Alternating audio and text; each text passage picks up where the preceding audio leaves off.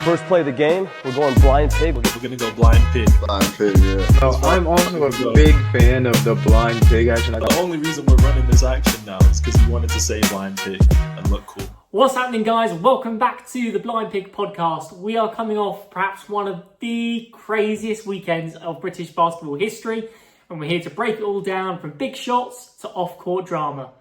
But before we get into it, we are on a journey as a channel to try and hit 500 subs. The algorithm only wants you to see AI crap, so make sure you smash the like button and hit subscribe so we can make sure the real content gets to real British basketball fans. Let's get down into it. We have to start off talking about the biggest game of the entire weekend, and of course the biggest shot.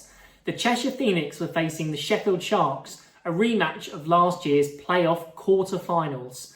And in a thrilling final 2 minutes, ultimately it led to LaQuincy Rideau hitting a buzzer-beating, game-winning three-point shot over the outstretched arms of Nick Kern Jr.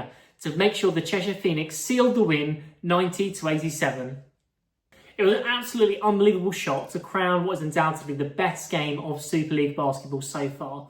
But how did we get here? In the first half of the game, we saw both teams going blow for blow, and Sheffield were really bolstered by the return of Jalen Deloach, who went down with a non-contact injury during the game against the Caledonia Gladiators. And whilst unlikely for the game, it was a real pleasant surprise to see him suit up and bring some minutes, albeit not starter minutes, but great passion back to the court.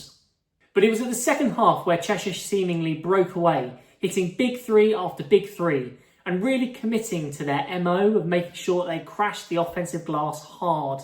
And this game really highlighted some deficiencies for Sheffield in terms of how they were defending the three-point line and just how they were able to limit other teams just to one offense. They gave up way too many offensive rebounds to really small guards like Tobias Cameron.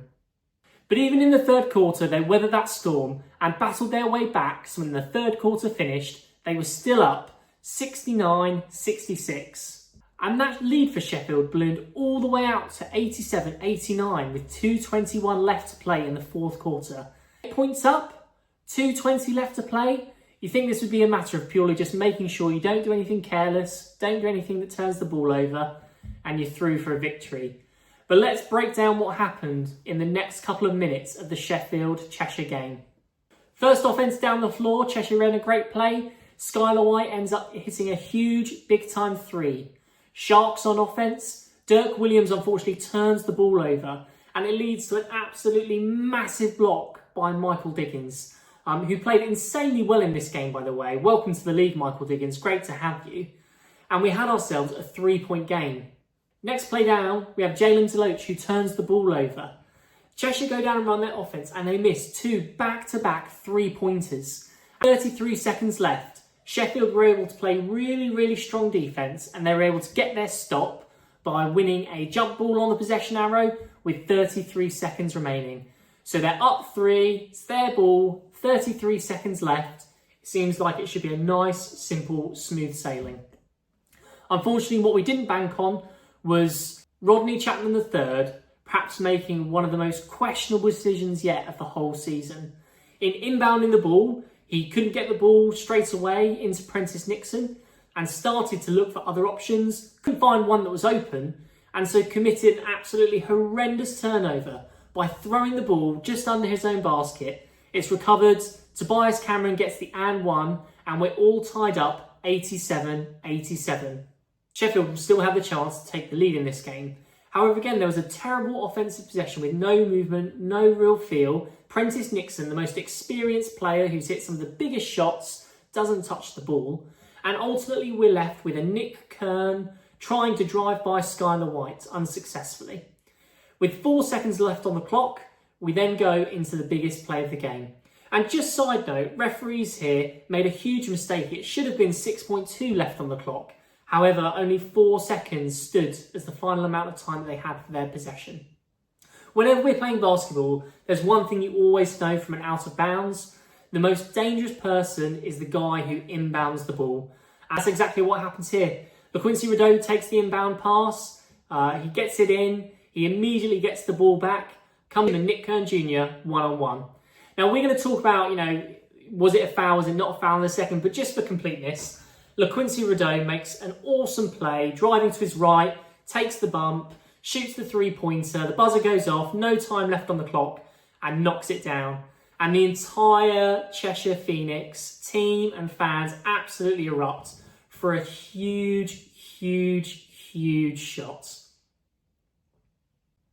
So we put a poll up on IG and we asked the question, was this an offensive foul or was it a clean bucket?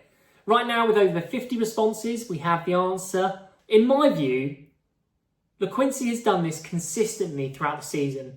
When he's driving to the rim, he has frequently bumped other people, both guards and bigs, off of their spot in order to get off his shot. And he's also been consistently called for that this season. He has the most charges in all of Super League basketball. When I slow the play down, do I see the same movement and the same action that has gotten called for charges in other games? I do.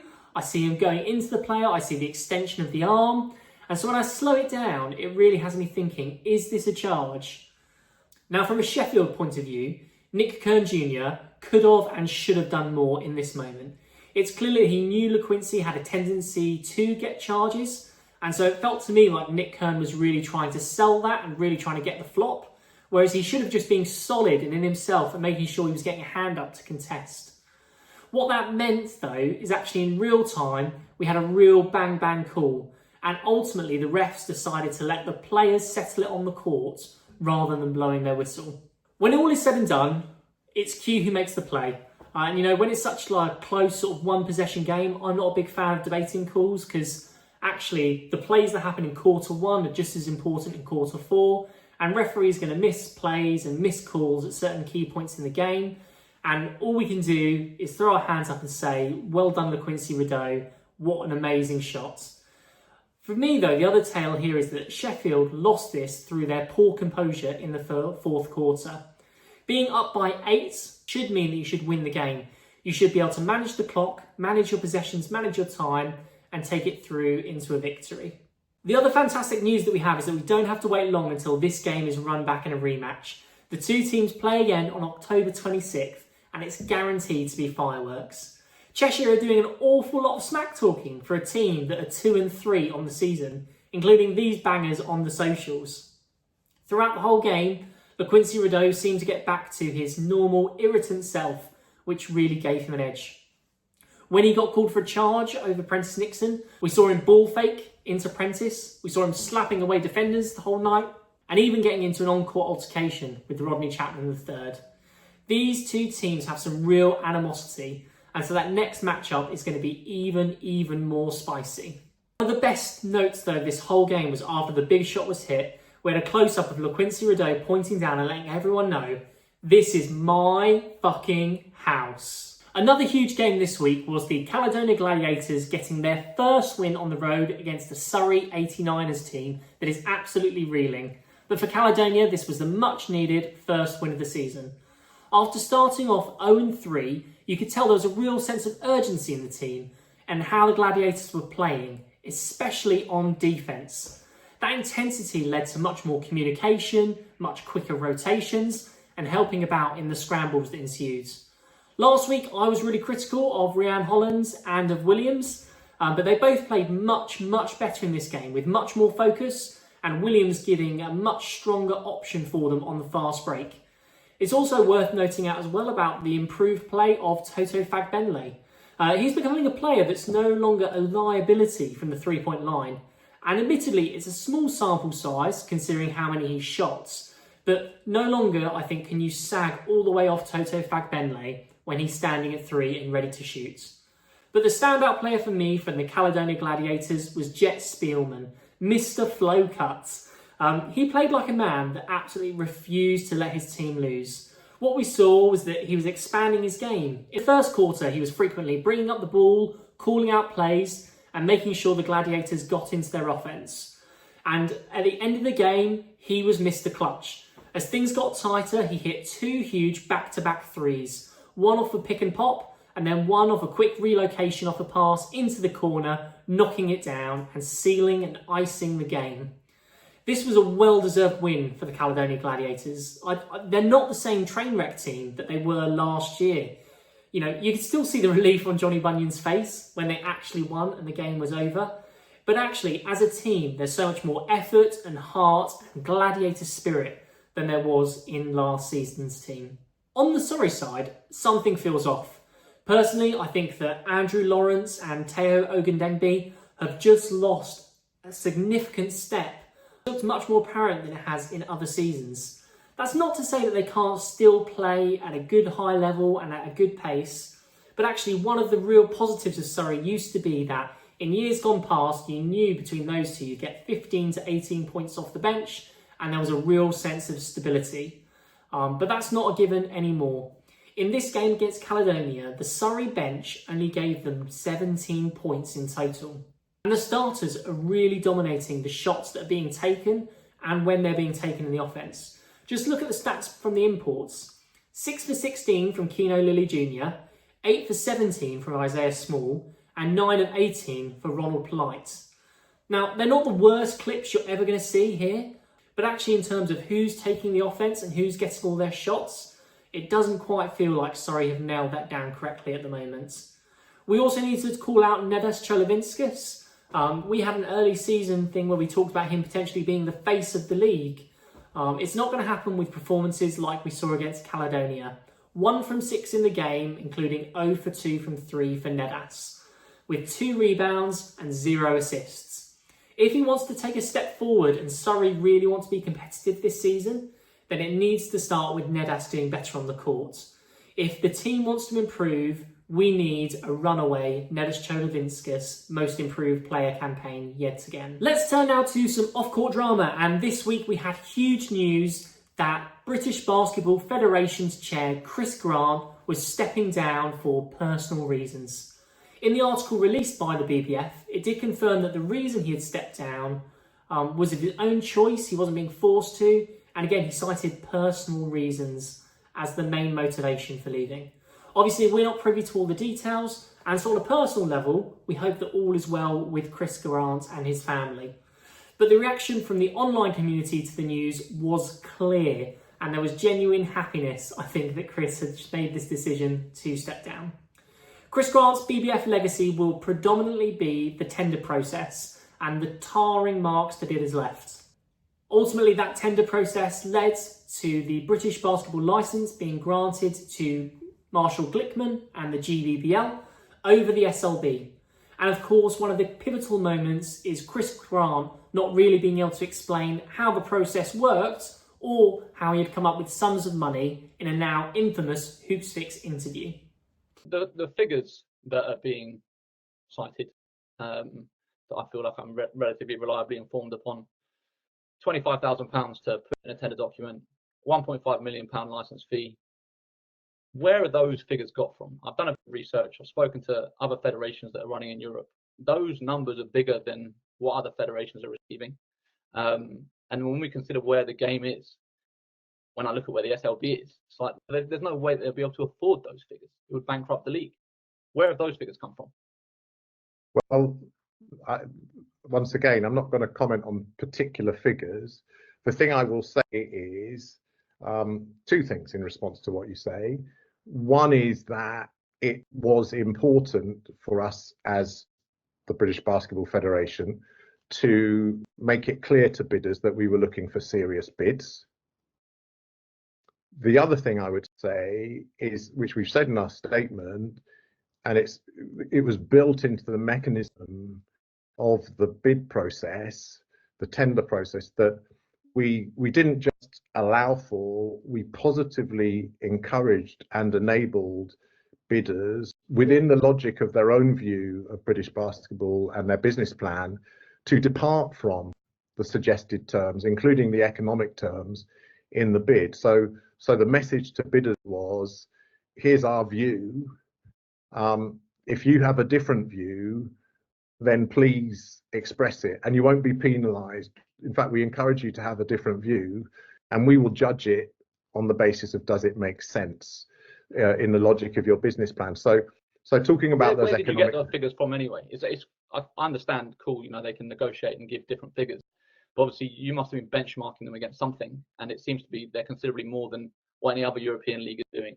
So I'm trying to understand where were those figures got from in the first place? Well, one of the I think, and in a way, Sam, I mean, we're having. He was also a real blocker for the SLB starting this year, and for refs not being a part of games straight away. That being said, Chris Grant isn't Darth Vader single-handedly taking the galaxy into darkness. You know, there are real problems both in the basketball infrastructure here in Great Britain and in the BBF itself. Fundamental issues still remain, and we're really hopeful that the appointment of Grace Jacker as interim chair is, if nothing else, a real start for a fresh start and a renewed dialogue between the two sides.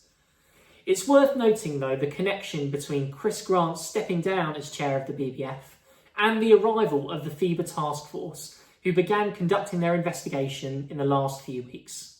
Those two things may not be connected, however, it looks like there must be some causality between them. There was more off-court drama that followed with the Leicester Riders, who last week cut centre and fan favourite Duke Shelton and rookie Mike Mitchell Jr. from their team. This move has come after their 0-4 start in the Super League basketball season, and it's been compounded in terms of how drama-filled it was by the claims that Duke Shelton had been let go for financial reasons and without any contact from the team. This information came through fan forums and by way of Duke Shelton's wife. We approached the Riders for official comments about the releasing of Duke Shelton, both what went into it and whether or not there was any contact face-to-face, and we have yet to receive any response from the Leicester Riders or from Super League basketball. Fans are left worried about financial troubles because there's connections between this news of releasing two key summer signings and a related post where the Leicester Riders had asked fans if there was anyone who was available to drive a minibus for their women's team all the way to London. You know, it's hard not to connect the idea that they're cutting players for financial reasons and at the same time they're asking for favours for fans to drive the team to destinations. In full clarity, there has been a subsequent post by Laura Shelton, wife of Duke Shelton, who confirmed that the situation between them and the Riders is now resolved and all has been completed on a good note from all sides. However, it has left some gaping holes in their roster, especially with Nate Martin's injury. There's no real big man left right now on the Leicester Riders team. For Riders fans and Super League basketball, hopefully this is a real learning curve moment in terms of making sure we have quality and timely press releases. The reason we can critique Leicester for their release of Duke Shelton, but we can't critique people like Manchester, who also released Cody John last week, is because of their ability to really communicate what's happened to the final game to recap was a tough, grind-out victory for the London Lions over the Newcastle Eagles, with London improving their record to a league-topping 4-0 on the season. After some big losses in Europe over the last few weeks, it was to be expected that London was really going to come out fighting and really baying for blood. And that's exactly how it looked in the first minutes of quarter one. London pulled ahead and were really putting the screws to Newcastle, who couldn't buy a field goal.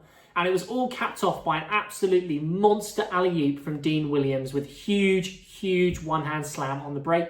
And the Lions led 14-7. A combination of a really solid Rashawn Taylor game and Maceo Jack's smart plays, and, you know, let's be honest, a little bit of help from team fouls, allowed Newcastle to still stay competitive and brought the first quarter deficit back 24-16 in London's favour. At the start of the second, it was Emmanuel Canway who came into the game and had his first mini-run in the SLB, scoring 7 unanswered points. But again, London were overly aggressive on defence in the second quarter, went quickly into team fouls, and again, that really helped Newcastle stay in the game and stay competitive. However, the second half was characterised by 2 key moments. Tariq Phillips was clearly unhappy with how much contact Rashawn Taylor was allowed whilst playing defence on him. And after being called for a foul that in Tariq Phillips' eyes seemed like the same amount of contact he was receiving, he absolutely lost his rags with the referee. You could see him on the stream talking to the refs on his way to the bench. And even when he sat down, he was there staring at the refs and shouting things out at them still. Ultimately, that led to 2 bench technicals being issued. And a really nervous moment for Coach Sabonis, as he realised that one more technical on the bench would mean that he'd be leaving the game. London's game plan was really simple. Get it to Joel Scott on the block, wait for the double team to come, and then find the open man and exploit the mismatch. And this worked really well when they committed to the double team, which was frequent and often for Joel. He found the open man for a knockdown three, found Cameron McGusty to exploit the mismatch and take it to the hole hard and strong. Looking across the league, this is something we think teams are going to have to try and figure out. How do we defend Joel Scott and how do we not get exploited down there in the low post? The tough part is, even if you decide to play London straight up, they're such a strong and versatile team with stars at every position. Really, there's always going to be a mismatch somewhere on the courts. London also made off-court news by confirming that they're moving their upcoming game against the Caledonia Gladiators from the Copper Box, which has a seating of around 8,000, to the NCC in Hackney with seating under 1,000. It's huge. The London Lions women's team currently play their games at NCC, and this is how it looks and feels. One fan on X said that the bleachers aren't even currently in operation, so that limits seating even further. Internal sources have confirmed that there was nervousness about their ability to get a sizable crowd both to their Euro Cup game against Trento on the 16th and the game against the Gladiators on the 19th. And this is something that we can expect more frequently from the London Lions. They've recently added to their Instagram post, letting fans know two things which don't actually seem to go together at all. Firstly, the London Lions claimed that the reason they're moving from the Copper Box to the NCC was because the venue was no longer available at that date. Secondly, they also let fans know that they're probably going to have more games down at NCC. Well, which one is it? If the Copper Box wasn't available, yes, maybe you play one game down at NCC. But actually, they've confirmed what we have heard through our sources, that actually there are concerns about either the price or the size of crowd that they're able to bring into the Copper Box. If that wasn't true, then they wouldn't be looking to play future games at the NCC over the Copper Box. This is clearly a move by the London Lions, either to try and build up a crowd inside of the NCC or to try and save money by not using the Copper Box as frequently. Ultimately, there's loads of news, loads of excitement. It's a great week for Super League basketball. Quickly looking at the standings to see how things are shaping up, we start to see some really interesting trends. Firstly, Leicester are still looking for their first win. This weekend they play Newcastle, hoping to finally go 1-4. And Newcastle, who I predicted to be the last place in the Championship, are now sitting quite comfortably in 5th and have looked competitive in pretty much all of their matchups that they've played. That being said, all of the teams haven't played each other once yet. All of the teams have a different amount of games, and so there's still all to play for. Unfortunately, next weekend, I won't be in the country, so I won't be recording the pod. Watch this space, as we'll have new British basketball content dropping this week and making sure that we're keeping you up to date with all of the action over on our socials. Until next time, catch you in the next one, guys. First play of the game, we're going blind pig. We're going to go blind pig. Blind pig, yeah. So I'm also a big fan of the blind pig action. The only reason we're running this action now is because he wanted to say blind pig and look cool.